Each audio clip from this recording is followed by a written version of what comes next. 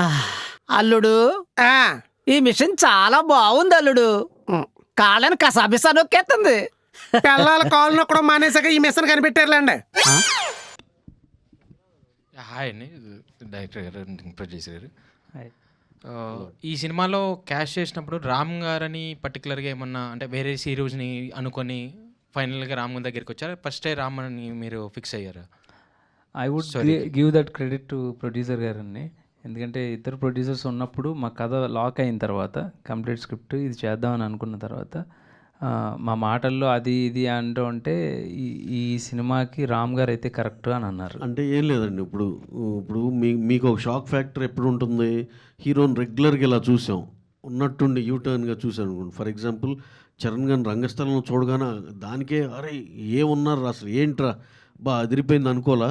అలాగే ఈయన ఎంతసేపు ఇప్పుడు మాసులు ఇది అది ఇలాంటి సినిమాలు చేస్తున్నారు కదా, ఒక్కసారి చేంజ్ ఓవర్ లాగా అలా అనిపిస్తుంది కదా. అనిపించి రామ్ గారు కదా ఇంతవరకు అన్ని కమర్షియలే చేస్తున్నారు గత కొన్ని సంవత్సరాల నుంచి. అంటే ఎక్కువ ఫైట్లు ఎక్కువ సాంగ్స్ ఇలాంటివే కదా కమర్షియల్ అని చెప్పి ఈయనదైతే చాలా ఫ్రెష్గా ఉంటుందేమో అనిపించింది. అలా అందరం డిస్కస్ చేసుకుని ఆయన అప్రోచ్ అయ్యండి. లక్కీగా ఆయనకు కూడా మాకన్నా ఎక్కువ కనెక్ట్ అయ్యారు కథతో. So our job became very easy అండి. అలానే ఉపేంద్ర గారిది కూడా ఫస్ట్ షాట్ అండి మీకు డైరెక్ట్గా Yeah, స్టోరీ రెడీ అయిన తర్వాత. ఉపేంద్ర గారిని కూడా మేము అనుకున్నాం, టప్పని అప్రోచ్ అవ్వగానే I think 1 hour 2 hours narrate చేశాను.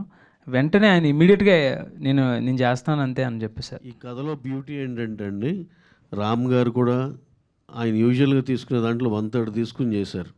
అలాగే ఉపేంద్ర గారు హాఫ్లో, లేకపోతే ఆయన కూడా అంతే 1/3లోనే. అంటే ఎక్స్ నెంబర్లు ఏంటి అవన్నీ కాదు, బ్యాక్ ఎండ్ వచ్చారు హీరో గారు. అలాగే ఉపేంద్ర గారు చాలా తక్కువగా చేశారు. వీళ్ళు అందరికి కథ నచ్చి డెఫినెట్గా we should be part of this story అనిపించి చేశారండి. పర్టికులర్గా ఇప్పుడు ఆంధ్ర కింగ్ అని పెట్టారు, వేరే టైటిల్ అనుకుని ఆంధ్ర కింగ్ వచ్చారా, లేకపోతే ఫస్ట్ నుంచే ఆంధ్ర కింగ్ అని ఇట్లా ఏమన్నా తెలంగాణ ఇట్లా? అలాగే కాదండి, ఇది ఇన్ ద ఇయర్ 2000 జరుగుతుంది. అప్పుడు మనకి బైఫర్కేషన్లు ఏం లేవు కదా. అప్పుడు అలా ఆంధ్ర కింగ్ అలా ఉండేది కదా. చిన్న ఆ కాలంలో జరిగిన కథ ఇది అని చెప్పేదానికి అలా తీసుకుందాం, జస్టిఫై అయిందండి అలా. థ్యాంక్ యూ అండి. Hope for good watch for every one. Thank you. డెఫినెట్గా. హాయ్ సార్, ప్రొడ్యూసర్ మీకు